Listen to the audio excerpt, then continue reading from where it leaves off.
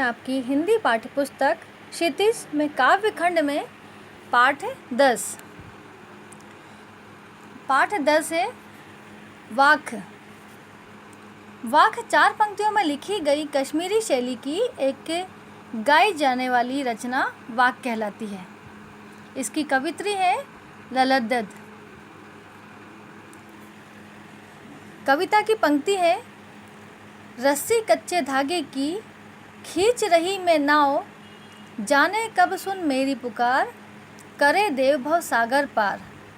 पानी टपके कच्चे सकोरे, व्यर्थ प्रयास हो रहे मेरे, जी में उठती रह रहे हुक, घर जाने की चाह है घेरे। तो रस्सी कच्चे धागे की तुलना नाशवान सांसों से की गई है। नाव का अर्थ है जीवन। जीवन के लिए नाव का प्रयोग किया गया है और हुक मतलब तड़प, भवसागर संसार के लिए कहा गया है। और पानी टपके कच्चे सकोरे से तुलना की गई है मनुष्य की घटती आयु से। चलिए व्याख्या देखते हैं इसकी। तो इसमें कवित्री यह कह रही हैं कि मनुष्य का जो जीवन है वह एक कच्चे धागे के समान नश्वर है। उसी धागे के सहारे मैं ईश भक्ति की नैया को खींच रही हूँ। मेरे ईश्वर मेरी पुकार ना जाने कब सुनेंगे।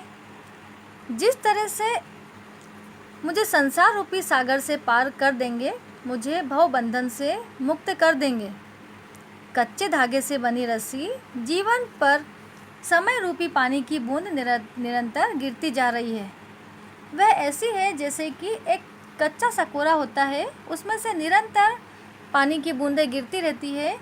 जिस तरह से उसे नहीं रोका जा सकता, उसी तरह से मेरा जो जीवन है वो दिन प्रतिदिन कम होता जा रहा है। मैं उसे भी रोकने का प्रयास नहीं कर पा रही हूँ, उसे भी नहीं रोक पा रही हूँ।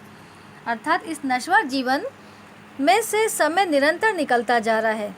ईश्वर की प्राप्ति के सभी प्रयास व्यर्थ होते जा रहे हैं। मेरे मन में भगवान को पाने की तड़प बराबर हिलोरे ले रही है। मैं भगवान को प्राप्त करना चाहती हूँ। कविता की दूसरी पंक्ति है, खा खाकर कुछ पाएगा नहीं, ना खाकर बनेगा अहंकारी। समखा तभी होगा संभावी, खुलेगी सांकल बंद द्वार की। इसमें खुलेगी सांकल बंद द्वार की से मन का मुक्त होना है। और खाने का तात्पर्य भोग विलास से है।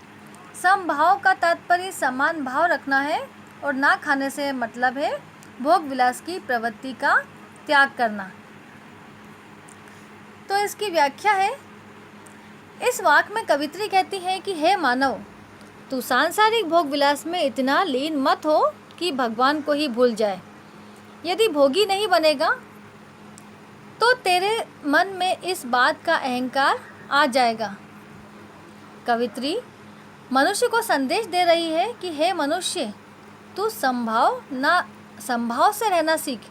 भोग और त्याग के मध्य मार्ग को अपना, अर्थात सांसारिक कर्तव्यों को पूरा करते हुए भगवान का स्मरण करना, वैराग्य जीवन जीना व्यतीत कर दे। वैराग्य भाव से जीवन व्यतीत करना प्रारंभ कर दे, तभी बंद द्वार की सांकल खुलेगी, अर्थात मोक्ष की प्राप्ति होगी। अपने जीवन में एक संतुलन बनाए रख, जिससे तेरा ईश्वर भक्ति का जो निर्णय है, ईश्वर भक्ति में जो तेरा मन है वो लीन होता रहे। ईश्वर भक्ति ही एकमात्र ऐसा साधन है जो सांसारिक भोग विलास से दूर रख के मानव को ईश्वर की ओर ले जाता है, जिसमें मनुष्य दान पुण्य के अलावा और भी कई ऐसे धार्मिक कार्य करता है जिससे वह ईश्वर की भक्ति की ओर वह जाता है। कविता की तीसरी पंक्ति है, आई सीधी राह से गई न सीधी राह, सुषुम सेतु पर खड़ी थी बीत गया दिन आहा। जेब टटोली कोड़ी न पाई, माझी को दूं क्या उतराई। इन पंक्तियों में सुषुम सेतु मतलब सुषुम्ना नाड़ी रूपी पुल यह एक नए नाड़ी होते हैं जो नाक के मध्य भाग में स्थित होती है। जेब टटोलना मतलब आत्मलोचन करना। कोड़ी ना पाई से तात्पर्य मनुष्य के सद्कर्मों का ना होना है। आइए इसकी व्याख्या देखते हैं। तो इस वाक्य में कवित्री ने हठ योग का विरोध करते हुए कहा है कि मैं जीवन में आई तो सीधे रास्ते से थी, पर संसार में आकर कई मार्ग भी अपना लिया है। मैं आजीवन हठ योग का पालन करती रही, सुषुम्ना नाड़ी को साध कर कुंडलिनी जागरण में लगी रही, पर कुछ भी प्राप्त नहीं हुआ। सारा जीवन इसी में व्यतीत हो गया। अंत समय जब सत्कर्मों के लिए जब जेल टटोली तो उसे वहाँ कुछ भी प्राप्त नहीं हुआ। माझी को देने के लिए उसके पास कुछ नहीं था, अर्थात जब भवसागर से पार उतरने का समय आया तो भगवान को देने के लिए सत्कर्म के नाम पर उनके पास कुछ नहीं बचा था। वाक्य की चौथी पंक्ति है, थल थल में बसता है शिव, शिव ही भेद न कर क्या हिंदू मुसलमान, ज्ञानी है तो स्वयं को जान, यही है साहिब से पहचान। थल थल से मतलब है सर्वत्र या सर्वव्यापक। शिव से मतलब है ईश्वर का और साहिब है ईश्वर। आइए इसकी व्याख्या देखते हैं। कवित्री कह रही हैं, ईश्वर की सर्वव्यापकता के विषय में बताते हुए सभी का कल्याण करने वाला भगवान सृष्टि के कण कण में विद्यमान है। इसलिए हे मानव, तू किसी भी धार्मिक झगड़े में ना पड़। हे मानव, यदि तू ज्ञानवान है और तुझे सच्चा ज्ञान है तो तू सबसे पहले स्वयं को पहचान, अपनी आत्मा को पहचान।